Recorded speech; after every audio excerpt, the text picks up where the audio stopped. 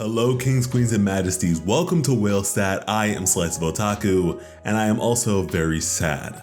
And that's because despite my best hopes, Sango no Miya Kokomi is a fish out of water.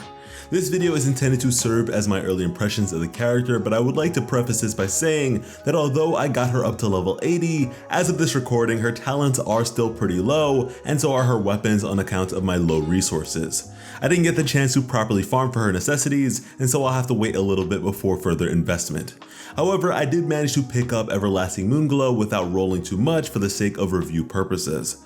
But yeah, put simply, I am not all too satisfied with this character. As some of you may have seen, I previously made a video prior to launch providing an outlook which was alternative to the general consensus at the time. A positive perspective that had hopes for what she may be able to bring to the game. However, in practice, the capability may have been there if provided more appropriate scaling, as is, it just is not enough. What I found to be most promising about Kokomi was the prospect of a massive health pool and a constant and swift, yet efficient, torrent of healing and hydro application.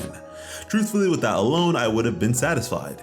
Yet from my experience and what I have seen from others, she very much struggles to do so. And again, I know my Kokomi may have low talents and weapons at her disposal currently, but be that as it may, my intent for her is that of a support. I mean, my favorite healer in the game has pretty much always been Diona.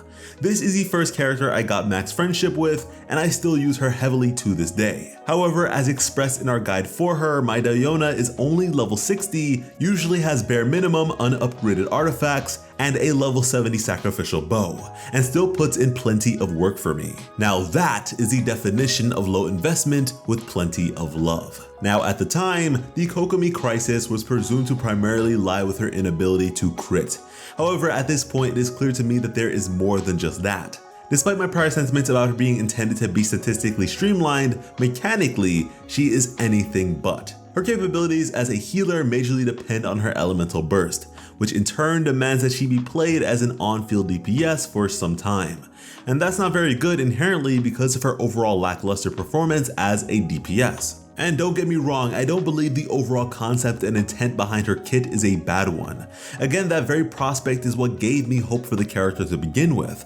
However, in practice, Kokomi is essentially a failed experiment on the part of MiHoYo. And I probably should have said this sooner, but this conversation isn't about being meta in the slightest. I've expressed this on a multitude of occasions now, but that sort of thing does not outright define a character's worth. Honestly, the only instances in which I find myself having an overall negative outlook on a character's kit is when said kit is poorly composed or applied. I mean hell, even the once believed to be worst 5-star Chi-Chi, and I say once believed because Kokomi may be on her way to taking that spot, despite being outclassed by many characters, to me isn't inherently bad or poorly put together. Kokomi's healing is largely dependent on her burst, but that healing of hers hasn't exactly impressed me. I mean, even for floor 11 of the Spiral Abyss, in which you'd expect to see her capabilities shine, her impact is negligible, especially considering that with better field usage, one may be able to simply kill all the enemies before accumulating too much damage.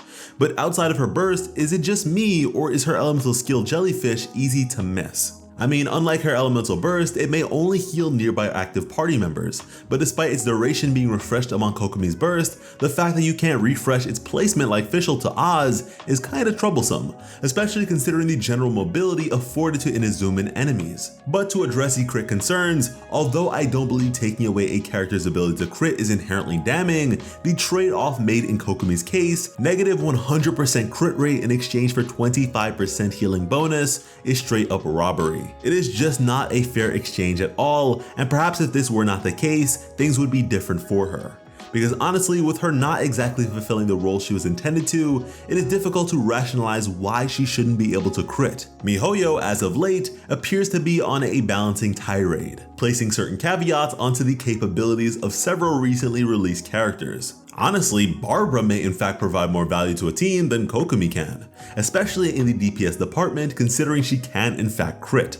Hell, the same might even be said for Noelle. But to speak in a broader sense about the overall situation, I must say that although the expansion provided to the game by Inazuma and Update 2.0 till now has been great, I can't lie, in the characters department, things have been pretty rough. From Yoimiya to the Raiden Shogun and to a lesser extent Kujo-Sara, whether you agree or disagree with the sentiments expressed by others, the fact of the matter remains that there have been growing levels of dissatisfaction with characters recently released, far more so than previously, Zhongli aside. And this to me places somewhat of a question mark on the future of the game, as before all this, I was of the belief that Genshin Impact does not have bad characters. The notion that despite a character being off meta or even outclassed by others, at the very least they will be interesting to play and fulfill their roles in unique ways that with the proper investment will be able to achieve respectable results. And I mean, of course there is Amber, who you won't really see used outside of either memes or desperation, but that's a free character purposefully designed to be underwhelming for the sake of enticing players to desire better for themselves. But with the precedent currently being set, it sort of feels like we may end up heading in a direction similar to some other gacha games, wherein 5-star characters, or whatever the equivalent may be, are not necessarily good characters. Now these sorts of issues may very well be corrected by buffs and changes to a character's respective kit, however such things pretty much feel like the stuff of legend at this point. And considering how MiHoYo has decided to treat the player base with these horrible anniversary rewards, I'm not exactly holding my breath for some sort of generous providence. In fact, I wouldn't be surprised if they began to only offer such things in the event that a rerun was to be on the horizon. However, if there is any silver lining to be found, it's that according to the first day Chinese sales, Sango no KOKOMI is the lowest performing character banner to date. And just above that, the issue-riddled Yoimiya. And so hopefully, the takeaway from MiHoYo will ultimately be that bad characters equal bad sales, and they do better going forwards. But with all that being said, I am sad that Kokomi isn't better than she is, as she is a really pretty character. And to be honest with you, I do intend to continue playing with her despite everything, as I do enjoy her aesthetic. But be that as it may, I probably won't be doing so as much as I would have otherwise. Hopefully you guys appreciate the discussion here, and don't vilify me too much for once being hopeful. Either way, if you'd like to be around for more, be sure to subscribe to WhaleStat with notifications on. For those of you who do actually have Kokomi, don't worry, we'll have a guide up for her really soon. Good or not, we will make the best of it together. But yeah, I have been your host, Slice of Otaku. Thank you all so much for watching and have an awesome day. I love you.